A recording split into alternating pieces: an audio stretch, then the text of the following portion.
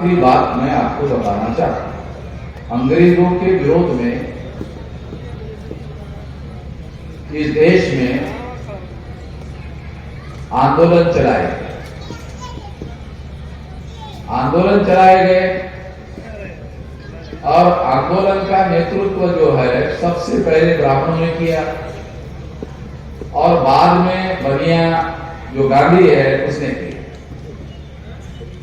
यानी किसानों, ज्योतिराव फुले क्या कहते हैं, सेठ जी और भट्ट जी, ये दो है किसानों के दुश्मन, सेठ जी और भट्ट जी। तो आजादी के आंदोलन का नेतृत्व बाल गंगाधर तिलक ब्राह्मण और गांधी जी तो गांधी जी बनिया थे, सेठ जी वैश्य वर्ण के थे। पहले के प्राचीन काल में क्या होता था कि ब्राह्मण अपना वर्चस्व स्थापित करने के लिए क्षत्रियों को 2 नंबर में इस्तेमाल करता था,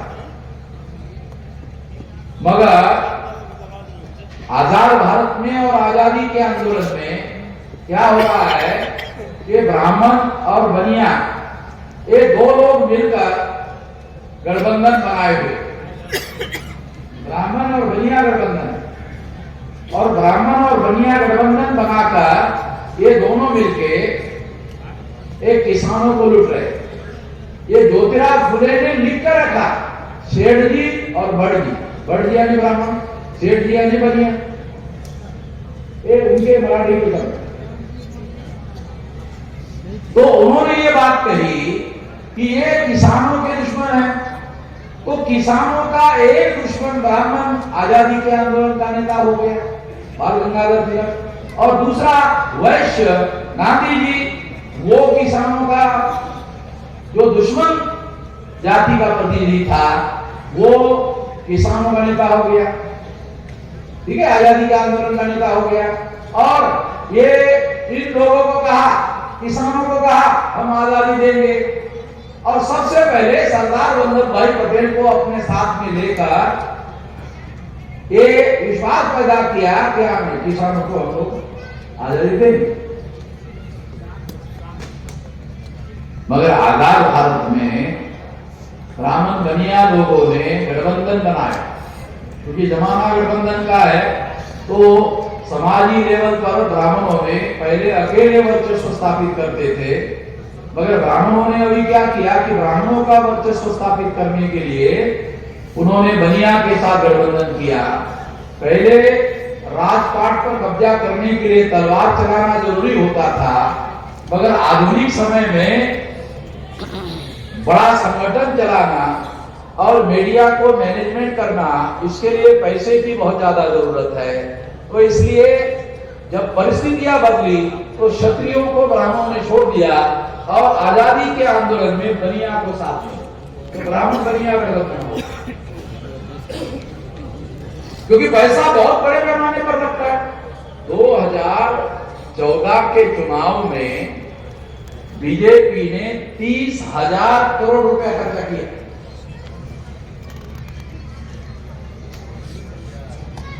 कहां से आता है पैसे? 30,000 करोड़ रुपया कहां से आता है? तो बीजेपी के पास ये जो पैसा है, ये पैसा उद्योगपतियों से, व्यापारियों से, उनके जो काम करवाए जाते हैं उनके बदले में ये सारा का सारा पैसा आता है। और इस पैसे का उपयोग करके वो लोग बहुत बड़े पैमाने पर पैसा इकट्ठा करते हैं और बनियाओं को पैसा देते हैं। आज 2% संख्या है बनिया भारत में, मगर 2% लोगों का भारत के 90% व्यापार पर कब्जा है। 90% व्यापार पर कब्जा है और 30 लाख करोड़ रुपए का मराठी में उसको उलाढाल बोलते हैं, यानी चलन होता है 30 लाख करोड़ रुपए का, ये सारा चलन जो होता है 30 लाख करोड़ रुपए के रुपयों पर ये वैश्य वर्ग चलता रहता है। उनके उनके पास रहता है सारा पैसा, उनके पास आता है, उनसे जाता है, फिर उनके पास आता है, फिर जाता है, उनके पास ही रहता है। तो इससे अंदाजा लगाया जा सकता है कि देश में जो 2% लोग हैं, इस कितने भयंकर संपत्ति पर उनका कब्जा है। और इसी से जो ब्लैक मनी तैयार होता है, इसी से जो काला धन पैदा होता है, वो काला धन का उपयोग चुनाव में अल्पसंख्यक लोगों की सत्ता बहुसंख्यक लोगों पर स्थापित करने के लिए की जाती है। ये सारा हो रहा है। इसके बारे में इस देश के किसानों को जगाना जरूरी है। मान लो कि ये ब्राह्मण बनिया गठबंधन कांग्रेस ने बनाया, नहीं कांग्रेस ने बनाया, गांधी जी ने बनाया कांग्रेस के द्वारा। बीजेपी ने कहा बीजेपी का भी वही है, ब्राह्मण बनिया गठबंधन ब्राह्मणों ने, भाजपा बनाया ब्राह्मणों ने, और उसको काला धन के द्वारा पैसा दिया जाता है बनिया के द्वारा। मगर ब्राह्मण और बनिया 3-3.5% ब्राह्मण और 4.5% बनिया, इतने वोटों के आधार पर सरकार नहीं बना। तो ये जो बहुसंख्यक वर्ग है, इन बहुसंख्यक वर्ग के वोटों को खरीदने के लिए काला पैसा यूज किया जाता है, मीडिया मैनेजमेंट पर ये काला धन इस्तेमाल किया जाता है, चुनाव में प्रोपेगेंडा करने के लिए काला धन इस्तेमाल किया जाता है। दुनिया में ये माना जाता है कि भारत में चुनाव में जितना काला धन इस्तेमाल किया जाता है, उतना काला धन दुनिया में कहीं पर नहीं है। काला धन ही भारत में सफेद करने का सबसे बड़ा जरिया है चुनाव। चुनाव में काला धन सफेद होता है। काला धन जो सफेद होता है वो चुनाव में होता है। चुनाव में इस पैसे का सबसे ज्यादा उपयोग किया जाता है और व्यवहार में उस पैसे को लाया जाता है। कांग्रेस इसका विरोध नहीं कर सकती। आज बीजेपी इस काम को कर रही है, कल कांग्रेस ने इसी काम को किया। तो कांग्रेस और बीजेपी और कांग्रेस, ये दोनों लोगों ने यही काम किया। तो इसलिए कांग्रेस ये सोचती है कि आज बीजेपी के लोग सत्ता में हैं तो बीजेपी के लोग ये कर रहे हैं, कल हम सत्ता में तो हमने किया, भविष्य में हम सत्ता में आएंगे तो हमको भी यही करना होगा, यही नहीं करेंगे तो हमारा वर्चस्व नहीं बना रहेगा। इस तरीके से ये सारा कार्यक्रम चल रहा है। हम लोगों को ये ध्यान रखना है कि ये जो काला धन पैदा करने वाले लोग ही देश पर राज कर रहे हैं। काला धन जो है संचालित हो रहा है देश की सत्ता पर काबिज होने के लिए। तो हम लोगों को इस देश की बहुसंख्यक प्रजा को संगठित शक्ति के रूप में संगठित करना होगा और जगाना होगा।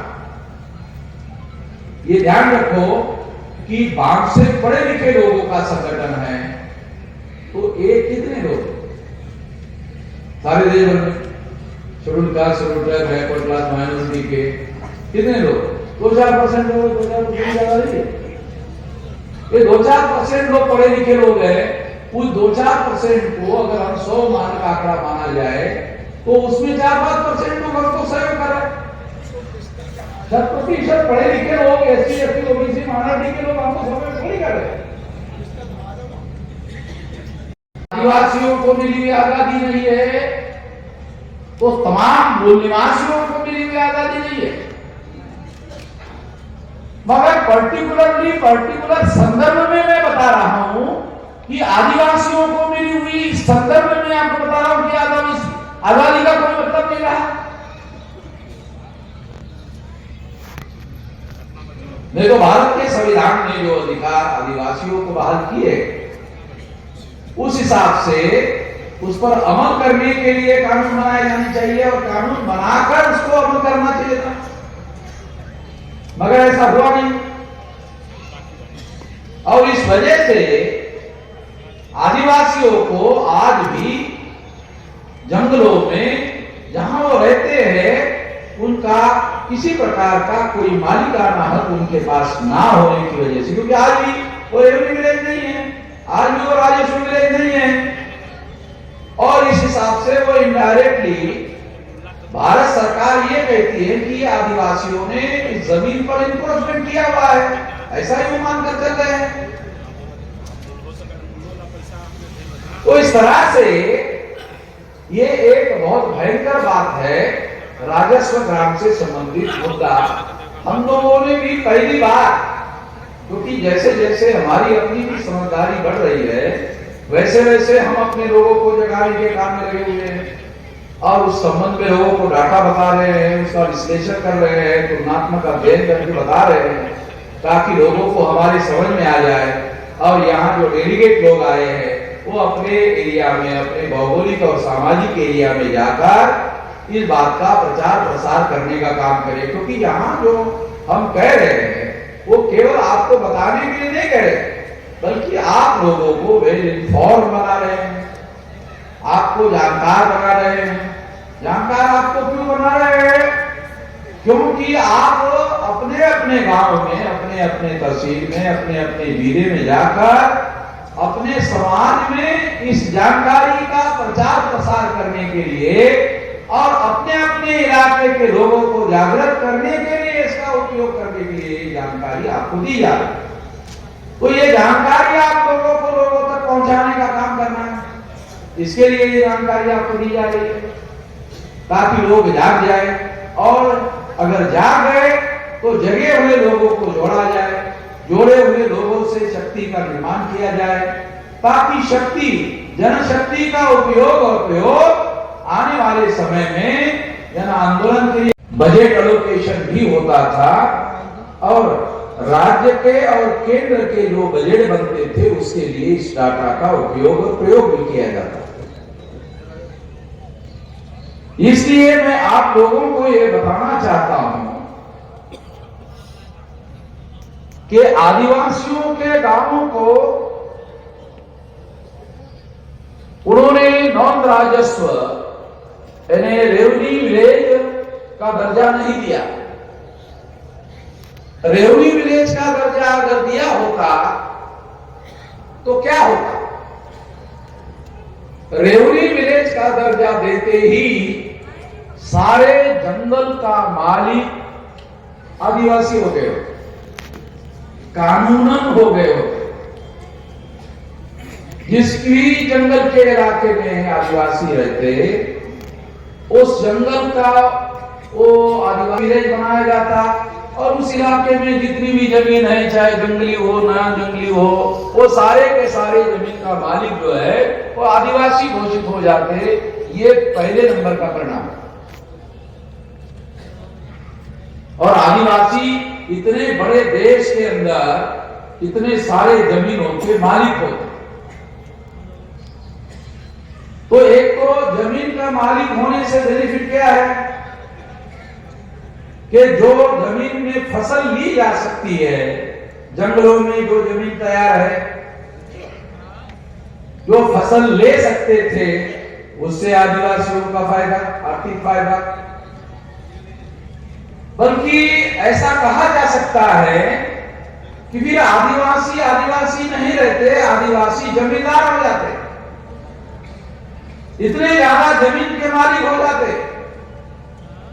तो ये तो जमीन की फसल उनको बहुत ज्यादा मिलती।